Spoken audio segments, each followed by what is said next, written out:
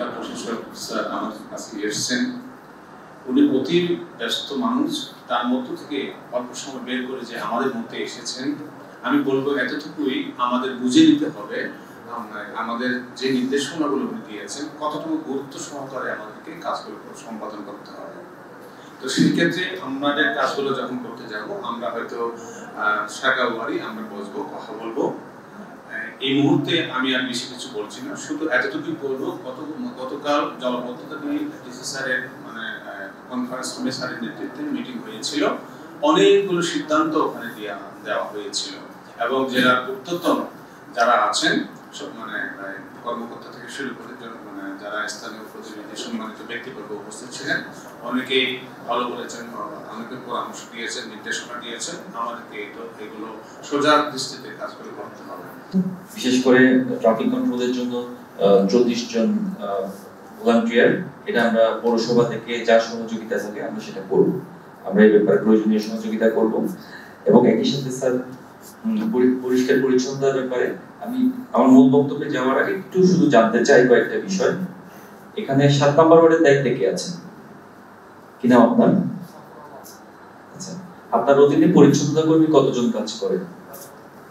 কতজন? এক্স্যাক্টলি সঠিক সংখ্যাটা বলুন। দত্তে কাজ করছে কিনা সেই বিষয়টি আমি সরজমিনে মাঠে গিয়ে যাচাই করব। এখানে কনজারভেন্সি ইন্সপেক্টর 3 জন থাকার কথা, আপনারা কি আছেন? এবং এটা আমার মনে হয় কক্সবাজার শহরে অনেক বড় একটা সম্ভাবনা। আপনারা যদি একটু তদারকিটা ভালোভাবে করেন এবং যারা সুপারভাইজার জন আছেন তারা যদি একটু আন্তরিক থাকেন, আমার মনে হয় কক্সবাজার শহরে কোথাও কোনো প্রকার ময়লা পড়ে থাকার কথা না। সেটি আমাদের এজাম্পশন। 558 জন মানুষ যদি এই শহরটাতে কাজ করে, খুব বেশি বড় শহর না, এই ছোট্ট একটা শহরে যদি 558 জন মানুষ কাজ করে, 2 শিফটে যদি কাজ করে, এক শিফটে প্রায় 250 মানুষ কাজ করে, 250 মানুষ যদি এক বেলায় কাজ করে, অনেক মানুষ। কিন্তু আমাদের দৃশ্যমান অ্যাক্টিভিটিটা কিছুটা কম বলে মনে হচ্ছে। আমার মনে হয় যে অ্যাক্টিভিটিটা একটু বাড়ানো দরকার আর একটু অ্যাক্টিভেট করা দরকার। যাই হোক, আমি স্যার আপনাকে অনেক বেশি ধন্যবাদ এবং আন্তরিকভাবে কৃতজ্ঞতা জানাচ্ছি যে স্যার আপনি আসাতে স্যার এই বিষয়টা আমাকে স্মরণ করিয়ে দিয়েছেন এবং তাদেরকে সাথে নিয়ে বসার একটা আপনার মাধ্যমে অপরচুনিটি তৈরি হয়েছে। প্রত্যেকটা হোটেল চেক করেন এবং খাবারের মূল্য তালিকা এবং রান্নাঘরের পরিবেশ, খাবারের পরিচ্ছন্নতা এগুলো যাতে তারা ইনশিওর করেন। আমরা এই বিষয়ে আবার কথা বলতে পারছি। আরেকটা হচ্ছে আমাদের ট্রাফিক ব্যবস্থাপনা, আরেকটা হচ্ছে দ্রব্যমূল্য সহনীয় পর্যায়ে রাখা। বিভিন্ন জায়গায় পৌর এলাকার বাইরে যেরকম জায়গা থাকে এরকম ঘিঞ্জি এরকম চাপা চাপা। ওকে, এখন আপনি বলবেন স্যার আমার লোক কম।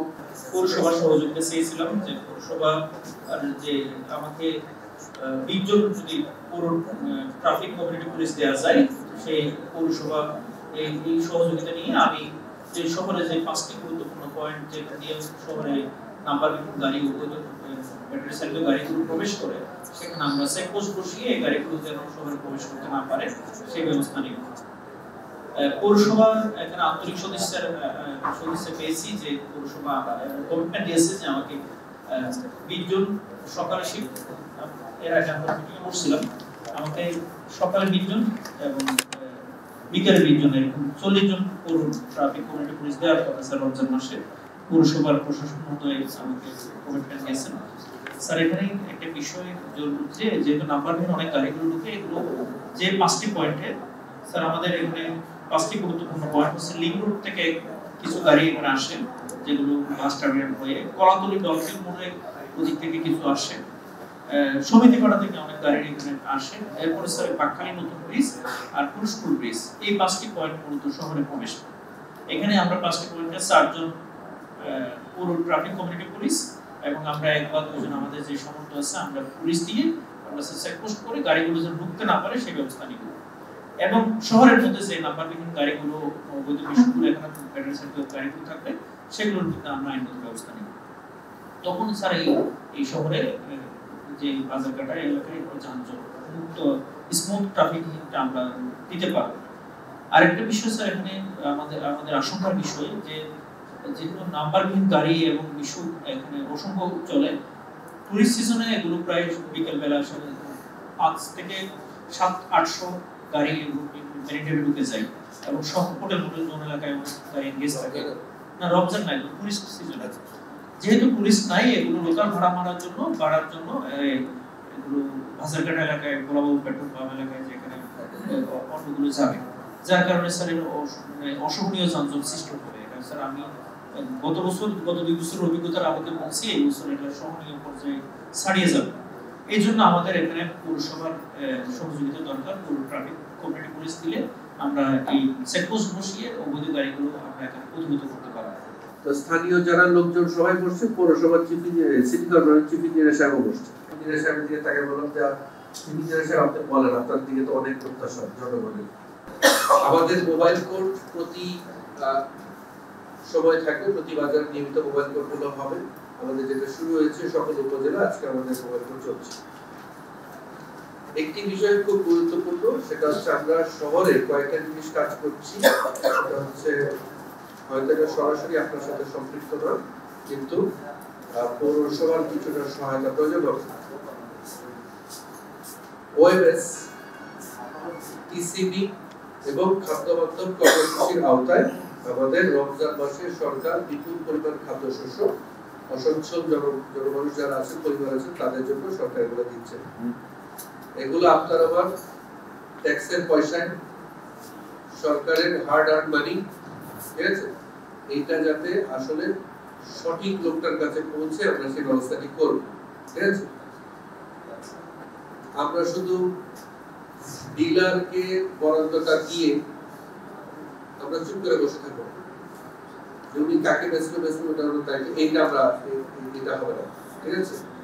কিন্তু যে যার উদ্দেশ্যে এই পণ্যটা কেনা হয়েছে সেই অসচ্ছল মানুষ আসলে পেলেন কি এটা নিশ্চিত করতে হবে। আমরা ইতিমধ্যে টিসিবি কার্ডের ভেরিফিকেশন করছি। আপনারা জানেন যে টিসিবি কার্ডের বেশ কিছু ইস্যুস আছে। আগে সিলেকশন হয়েছে, সেই সিলেকশন গুলো বায়াস অনেক ক্ষেত্রে ছিল, কিছু প্রাপ্য না এরকম সচ্ছল মানুষও এরকম টিসিবি অসচ্ছল কার্ডটা পেয়েছেন অনেকে। এই তালিকাগুলো আমরা ভেরিফাই করছি। আমরা ইতিমধ্যে কক্সবাজারে 12টা